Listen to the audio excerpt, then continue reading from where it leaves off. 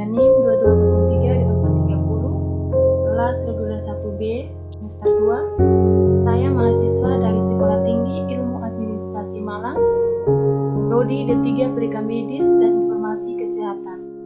Di sini saya akan menjelaskan tentang sistem pencernaan manusia yang dipimpin oleh Bapak Henry Didi Harto, Escape Nurse MPD.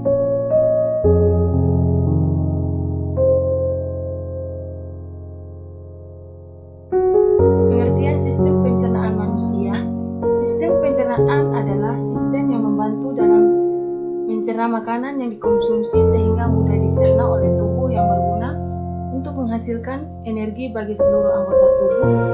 Makanan yang diserap berupa nutrisi dibantu oleh enzim untuk memecah molekul kompleks menjadi molekul yang lebih sederhana sehingga mudah diresap oleh tubuh. Anatomi sistem pencernaan. Anatomi sistem pencernaan manusia terdiri dari beberapa organ penting yang bertugas untuk mendistribusikan dan mencerna makanan melalui saluran yang kita kenal sebagai saluran pencernaan.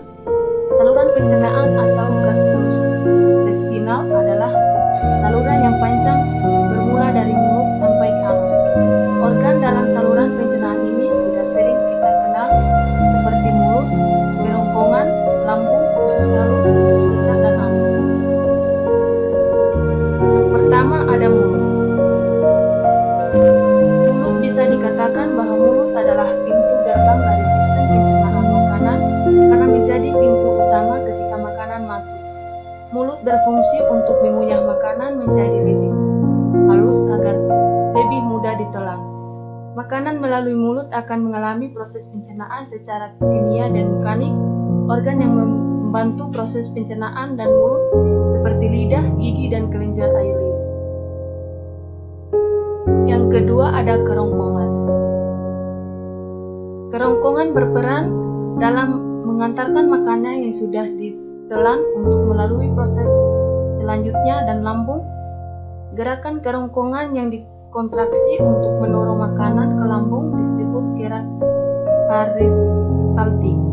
Terdapat pada ujung kerongkongan berupa cincin otot atau sfinkter yang mengantar jalannya makanan masuk ke lambung dan menutup secara teratur untuk mencegah makanan kembali ke kerongkongan. Yang ketiga, lambung. Lambung atau ventriculus mempunyai bentuk seperti kantong yang mengembung dan berada pada bagian kiri perut. Lambung mempunyai 3 fungsi utama, yaitu yang pertama, tempat menyimpan makanan sementara sebelum disalurkan ke organ selanjutnya, dan yang kedua, memecah dan mengaduk makanan dengan mekanisme gerak peristaltik, dan yang ketiga, mencerna dan menghancurkan makanan dengan bantuan enzim dan lambung.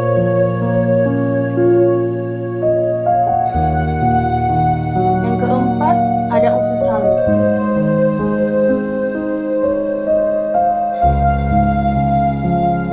Permukaan bagian dalamnya penuh dengan tonjolan dan lipatan. Hasil makanan dari lambung biasanya dalam bentuk semi padat atau cime. Cime ini adalah yang kemudian dilepaskan secara sedikit demi sedikit melalui otot pylori sphincter.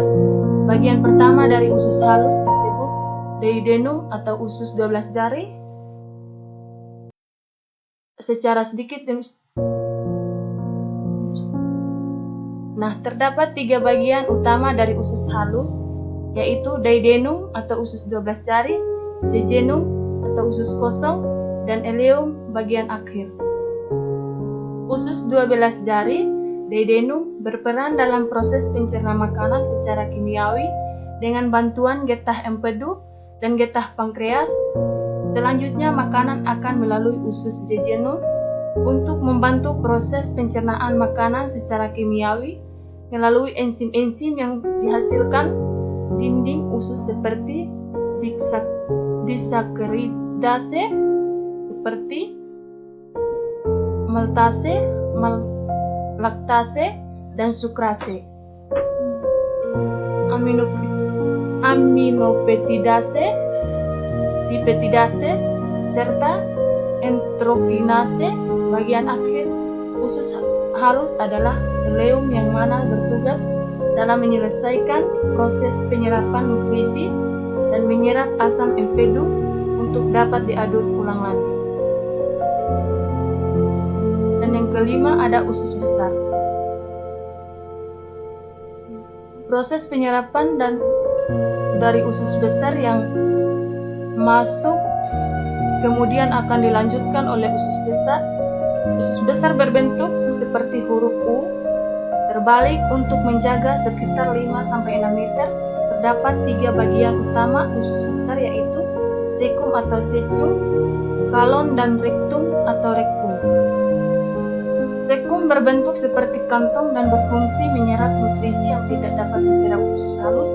Colon adalah bagian terpanjang dari usus besar yang berfungsi sebagai tempat cairan dan garam diresap. Rektum adalah bagian akhir dari usus besar. Rektum terhubung langsung ke anus sehingga bagian berfungsi untuk tepat menyimpan tinja sebelum dikeluarkan oleh anus. Fungsi utama usus besar adalah membuang air dari garam tidak dapat dicerna dan membentuk limbah padatan yang dapat dikeluarkan. Dan yang terakhir ada anus. Anus berfungsi untuk proses defekasi, fases, dan mengatur keluarnya fases. Defekasi adalah proses membuang kotoran sisa pencernaan dalam bentuk fases, hasil akhir dari sistem pencernaan makanan berupa fases atau kotoran. Thank you, jangan lupa like, komen, dan subscribe.